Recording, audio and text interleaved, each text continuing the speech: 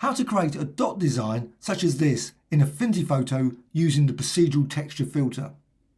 First thing to do is create a layer. So you need a layer and you need to fill that with black. Then go to Filters and then go down to Colors and Procedural Texture. And you'll get this panel. And it will initially come up with absolutely nothing. Click here, little plus. And what you need to enter is this equation. And I'll just drag this out so you can see it. And also I will zoom in so you'll be able to see that equation.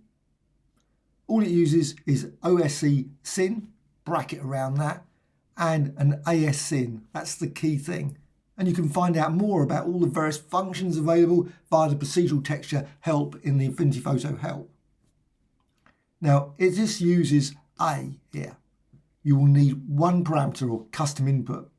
Just go down here and set it to there, click the R, that generates an A, and you can put the value to 0.3, say, and you will see straight away what happens. You get these dots. You can vary it, of course. You can turn around and say 0.5, and it will, of course, come out further. If you go 0.1, and it depends on the size of the document, of course, and you can vary this 2000. You don't need it to have 2000. You might want it to be 300, 500, depending again on the size of the document.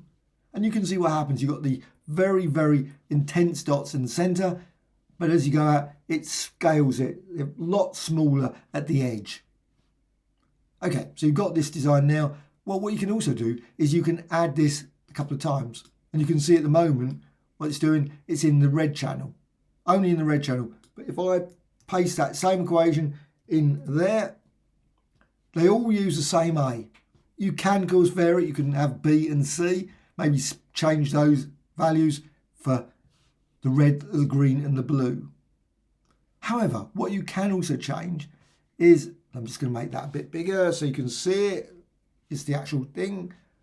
You can go over here. Instead of 130 or 120, what you can do, you put 120. Now, it's probably best just to keep it very small changes, 120, 130, not put 400, because then otherwise you end up going off a long way off. So this time I'm going to go for 110. So it just shifts it down slightly. And likewise this one, maybe go for 135. And as you change it, you can see what happens. You get the greens, you get the blue dots. And again, you can do the same there. You can say 120, 122, and so on, so on. Once you've done that, again, you can still modify this. So if you want it slightly smaller, you can see you get more intense, more dots, 0.2. And of course, you see the edge there. Once you're happy, click apply, or you can always save it as a preset. Always useful, just go over here, right side, create preset. So you can say, I've already got one that's called dots 1, so I'm just going to call it dots 2, and I'm just going to save it to coloured patterns. And then you can click create. And then you can apply it again and again. However, what you can also do is you can always go to a layer and new live filter layer. And that's probably in many ways a lot better because you've got colours down there and procedural texture. So procedural texture. Now you don't have to recreate the equation. You can, of course, you can just click there and add that same thing, do exactly the same as before. However, this time, simply go down to the one that was saved, dots 2, and you've got it there, dots 2. And that's on top, obviously, of the existing one there. You can see that over here in the layers. It's added as an effect associated with this. And you can still tweak this. So instead of having 0.2, have it 0.3, 1.2. Let's go for 0.5. And you can see the result there. And you've also got blending modes. So you can run through the blending modes. So you can say, oh, let's go for lighten. So you can see the original design as well as the dots that are in this live procedure. And you, of course, can continue to modify this. You might decide, you know what, I don't want it 130, I want it 140. Or a different value here, 0.5, 0.4. Just try them out. And again, blend modes. You've got a lot of blend modes to try out. Some work better than others. Maybe difference. And close. And you've got that design. Now you, of course, can add additional ones. Don't have to just have that one. You could always go right click and duplicate. and then you get another one.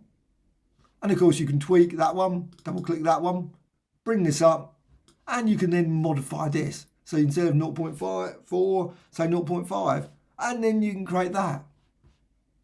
And again, you can vary these if you want.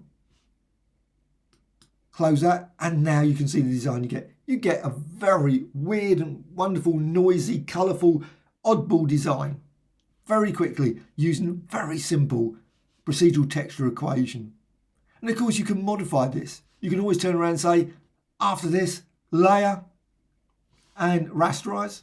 So you can rasterize it into one layer. The whole thing will make sense selected. If you don't select it, it will not rasterize it. Surprised it didn't warn.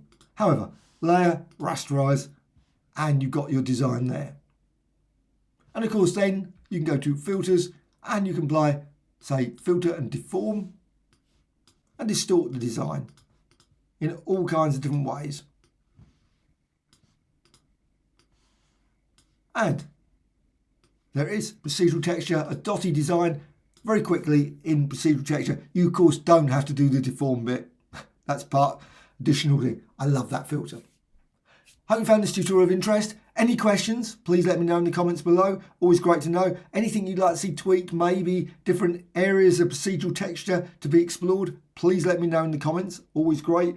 There are literally thousands and thousands of functions that can be used. Many, I must admit, still trying to work out what they do because there's not much actual description, particularly beyond a brief line saying smooth XYZ does smooth XYZ.